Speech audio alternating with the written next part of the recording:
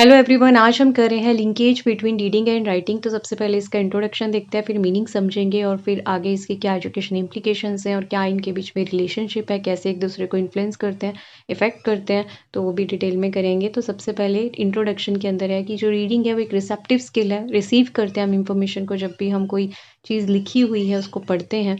और राइटिंग जो एक प्रोडक्टिव स्किल है, इससे हम अपने आइडियाज़ को एक्सप्रेस करते हैं। मतलब ये एक आउटपुट है, ये एक इनपुट है। और दोनों जो स्किल्स हैं इंडिपेंडेंट है लेकिन स्टिल इंटरकनेक्टेड है, और जब ये इंटरकनेक्टेड होती हैं तो हमें और भी इफेक्टिव कम्युनिकेशन देती हैं। ठीक है, इसमें भी आपको यही लिखना है कि जो रीडिंग है उससे हमें अंडरस्टैंडिंग इंटरप्रिटेट करते हैं हम रिटन टेक्स्ट को, और जो रिटन टेक्स्ट है उससे जो है हम अपनी आइडियाज़ को एक्सप्रेस करते हैं। और दोनों स्किल जो है इफेक्टिव कम्युनिकेशन जो है हमें देती हैं। मीनिंग करें अगर लिंकेज की, दोनों का अगर जब मिलान होता है तो उसका क्या मतलब है, तो उससे जो है हमारे पास जो रीडिंग है वो हमें क्या प्रोवाइड करती है, वोकैबुलरी, आइडियाज़, लर्निंग पैटर्न्स जो कि हमें राइटिंग में हेल्प करते हैं। और जो हम राइटिंग में सीखते हैं जो ऑलरेडी रिटन है वो हमें रीडिंग में कैसे हेल्प करता है, क्योंकि कोई भी चीज़ रिटन है ऑलरेडी, जैसे कि ये आपके पास पूरी स्लाइड रिटन है तो आप इसको ईजी से पढ़ पा रहे हो ना, ईजी से अंडरस्टैंड कर पा रहे हो, ईजी से आप एनालाइज कर पाओगे, ईजी से आपको याद करने में हेल्प होगा। तो राइटिंग भी जो है वो हमें रीडिंग में हेल्प करती है। अब हम इसको आप डिटेल में एक्सप्लेन कर सकते हैं। हाउ रीडिंग सपोर्ट्स राइटिंग, फिर हम राइटिंग कैसे सपोर्ट करते हैं रीडिंग को वो देखेंगे। मतलब ये रिलेशनशिप जो हम डिस्कस कर रहे हैं, तो वोकैबुलरी डेवलपमेंट होती है जब हम रीडिंग करते हैं। मतलब हमारी राइटिंग करते समय भी हमारी जो वोकैबुलरी है वो इम्प्रूव होती है, क्योंकि जब आप बहुत सारी चीज़ें रीड करते हो तो नए नए वर्ड्स आपको मिलते हैं, तो आपकी जो वोकैबुलरी रिच हो जाती है वो आपकी राइटिंग को भी इम्प्रूव करती है।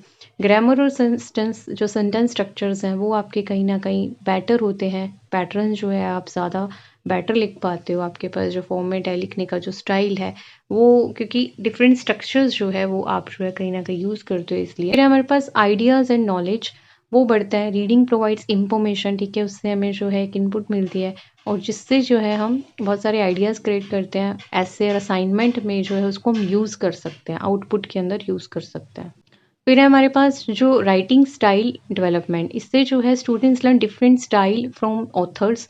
जब वो रीड करते हैं डिफरेंट बुक्स तो उन्हें जो ऑथर्स हैं वो अपनी चीज़ों को अलग ढंग से कहते हैं। हमने देखा है एक ही चीज़ को अलग अलग ऑथर अलग वे से जो है रिलेट करता है, डिफरेंट एग्जाम्पल्स देता है, तो उनके बहुत सारे स्टाइल्स जो उनको समझ में आते हैं, और जिससे उनकी क्रिएटिविटी और एक्सप्रेशन दोनों इम्प्रूव होते हैं। ऑर्गेनाइजेशन ऑफ आइडिया, रीडिंग से क्या होता है हमारे जो सीक्वेंस जो है वो इम्प्रूव होते हैं। कैसे हमें चीज़ों को लिखना है, एक पैराग्राफ कैसे लिखना है, बच्चा ने अगर पढ़ा हुआ होगा तो उसको लिखने में भी वैसे समझ में आएगा ना कि ये पैराग्राफ इसने ऐसे पढ़ा था, यहाँ से स्टार्ट करना है, यहाँ से एंड करना है, कैसे लिखना है, एप्लीकेशन लिखनी है तो पहले क्या लिखना चाहिए, कहाँ कॉमा लगाना चाहिए, तो उसको ऑर्गेनाइज करना बहुत अच्छा आ जाता है। जो वो रीडिंग करता है तो उसकी राइटिंग बहुत अच्छी इम्प्रूव होती है।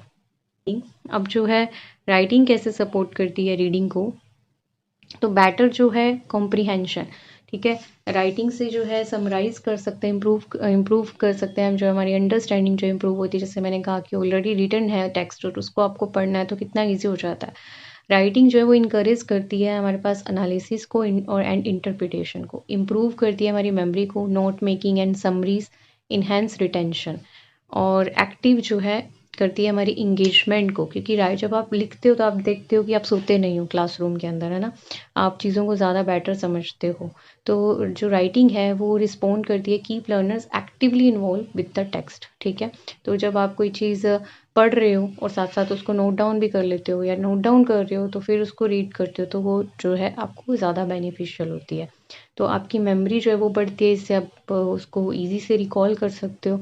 तो इसलिए जो है ये राइटिंग जो है कहीं ना कहीं बहुत सपोर्ट करती है हमारी रीडिंग को भी। फिर हमारे पास एजुकेशनल इंपॉर्टेंस या इम्प्लीकेशंस कहें तो इससे इम्प्रूव होती है हमारी कम्युनिकेशन स्किल, क्रिएटिविटी और इमेजिनेशन बढ़ती है, एकेडमिक अचीवमेंट्स बढ़ती हैं, प्रमोट करता है क्रिटिकल और एनालिटिक थिंकिंग को, और इंक्रीज होती है लैंग्वेज प्रोफिशिएंसी, और हमारे पास और इनकरेज करते हैं लाइफ लॉन्ग लर्निंग हैबिट्स को, और strategies to strengthen the linkage, और रीडिंग एंड समराइजिंग टेक्स्ट, और maintaining reading journals, writing books, reviews and reflections आप कर सकते हो।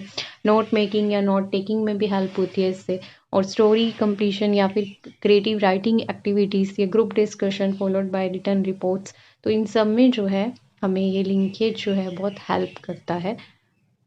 कंक्लूजन की बात करें तो दोनों जो है आपस में कॉम्प्लीमेंट्री है, दोनों एक दूसरे पे डिपेंडेंट हैं, दोनों से जो है इन्हेंस होती है हमारी ओवरऑल जो लैंग्वेज है, चाहे कम्युनिकेशन की बात करें, चाहे राइटिंग या लिसनिंग या रीडिंग स्किल की बात करें, दोनों जो है हमारी स्किल्स जो है वो हमारी ओवरऑल जो लैंग्वेज लर्निंग है और कम्युनिकेशन है उसको बहुत अच्छा कर देती है, चाहे एकेडमिकली है, चाहे मार्क्स के वे से है, चाहे आप पब्लिकली उसको यूज़ कर रहे हो, हर वे से उसको इफेक्टिव कर देती है। सो इस टॉपिक में इतना लिखना इनफ रहेगा। Thank you so much for watching. Stay blessed, stay happy.